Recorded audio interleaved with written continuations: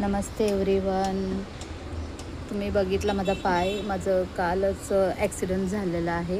माझा फेस पण डॅमेज झाला आणि माझे शोल्डर्स आणि हँड पण माझे डॅमेज झाला. हाफ बॉडी माझी पूर्ण म्हणजे हे झालं. कधी कधी काय होतं माहिती आहे का, आपली चुकी नसताना देखील दुसऱ्याच्या चुकीमुळे आपण काहीतरी होतं आणि आपले जे काही कार्यक्रम असतात, काही कामं असतात, ते सगळे एक साईडला स्टॉप होऊन जातात. काल झालं असं की ही साडी बघा, माझी साडीची तुम्ही हालत बघू शकता. पूर्ण फाटले, पूर्ण घासले त्या साईडलाच पूर्ण.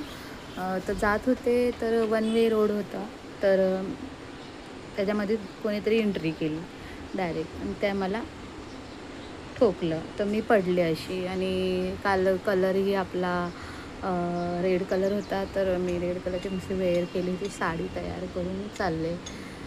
आणि मला पूजाही करायची होती पार्लरमध्ये, तर मी पूजेचं सामान, हार वगैरे सगळं घेऊन, पण असं एकदम झालं की माझ्या डोक्याकडे ते हार आले आणि मी म्हणजे हार, देवाचे हार काय म्हणता येत नाही, देवाचा हार असे आले माझ्या थैली, ती पिशवी माझ्या, आणि तेवढा पोर्शन माझा वाचला, तरी हलका असा डॅमेज झालेला आहे, होऊ शकता. असं होतं, भरपूर होतं. आपण सांगू शकत नाही की आपला उद्याचा दिवस किंवा क्षणाचा वेळ काय आहे. झालं, समोरच्याची चुकी होती, त्यानेही स्वीकारले. मला औषध वगैरे डॉक्टरकडे नेलं. माझी गाडी फुल डॅमेज झाली, ती सर्व्हिस सेंटरमध्ये, गॅरेजमध्ये लावलेली आहे. तर चाललं आहे. पण असं नाही की आपण हार मानायची. याच्या आधीही माझ्या जीवनात भरपूर असे संघर्ष, भरपूर असे म्हणतात ना चॅलेंज आले आणि मी ते स्वीकारले. आणि देवानेही चांगल्या गोष्टी दिल्या तर वाईट गोष्टी दिल्या तर चांगल्याही त्याने केलेल्या आहे. तो क्षण इतका भयंकर होता माझ्यासाठी तरी, लिटरली. कारण की मी वन वेला चालले, माइंडमध्ये काही नव्हतं की वन वेला आपलं एक रस्ता आहे, निमुळता रस्ता आहे छोटासा. सडनली एकदम न हॉर्न वाजवता एखादी गाडी आपल्या याच्यामध्ये टर्न करते आणि त्यात पटकन असा ब्रेक आणि उतार रस्ता.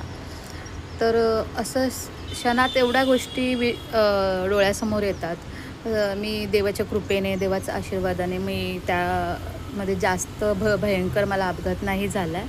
पण कसं असतं ना, एखाद्याच्या चुकीमुळे दुसऱ्याच्या ऑल फॅमिली, फ्रेंड, फॅमिली, पूर्ण त्यांचा नेटवर्क, त्यांचं काय जीवनात पुढच्या गोष्टी असतात, ते सगळं कसं स्टॉप होऊन जातं. तर अशा गोष्टी घडतात.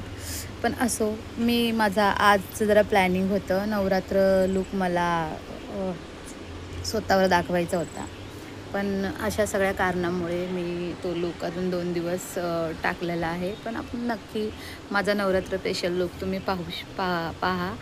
आणि याच्या आधीही भरपूर असे प्रॉब्लेम माझ्या जीवनात आलेले आहेत.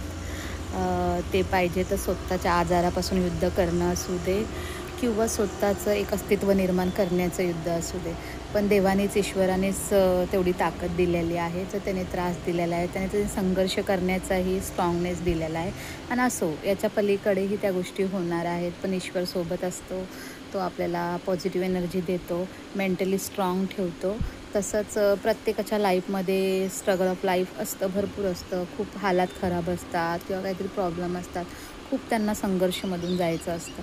फक्त एकच मी सांगेल की तुम्ही एक असं मनामध्ये ठेवा की बाबा तुम्हाला स्ट्रॉंग राहायचं आहे आणि तुम्हाला कोणत्या कुठल्याही गोष्टींसाठी झुकायचं नाही. त्याच्यामध्ये मी एक गोष्ट बोलेल की परिस्थितीला सामोरे जाऊन, परिस्थितीमध्ये अडकून कुत्रं बनून राहण्यापेक्षा तुम्ही त्या परिस्थितीला गुलाम बनून, वाघ बनून जगायला शिका. बस, बाकी काय नाही. आणि माझा नेक्स्ट लूक नक्की मी तुम्हाला दाखवेल नवरात्र स्पेशल. आणि हॅप्पी नवरात्री.